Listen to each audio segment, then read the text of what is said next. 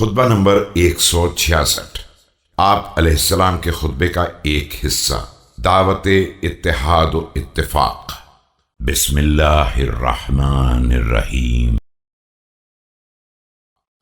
ليتأسس صغيركم بكبيركم وليرأف كبيركم بصغيركم ولا تكونوا كجفاة الجاهلية لا في الدين يتفقهون۔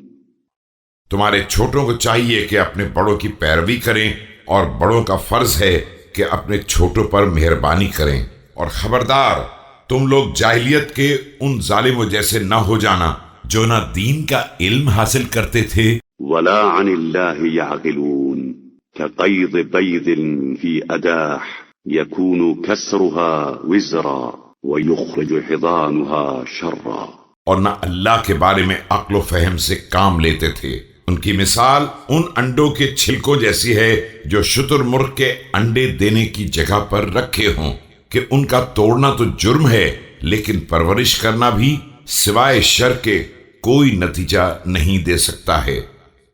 بنو امیہ افترقوا بعد ألفتهم وتشتتوا عن أصلهم فمنهم آخذ بغصن أينما مال معه على أن الله تعالى سيجمعهم لشر يوم لبني أمية كما تجتمع غزع الخريف۔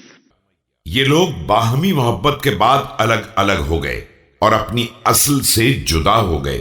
بعض لوگوں نے ایک شاخ کو پکڑ لیا ہے اور اب اسی کے ساتھ جھکتے رہیں گے یہاں تک کہ اللہ انہیں بنی امیہ کے بدترین دن کے لیے جمع کر دے گا، جس طرح کہ خریف میں بادل کے ٹکڑے جمع ہو جاتے ہیں۔ يؤلف الله بينهم ثم يجعلهم ركاما كركام السحاب ثم يفتح لهم أبوابا يسيلون من مستثارهم كسيل الجنتين حيث لم تسلم عليه قارة ولم تثبت عليه أكمة۔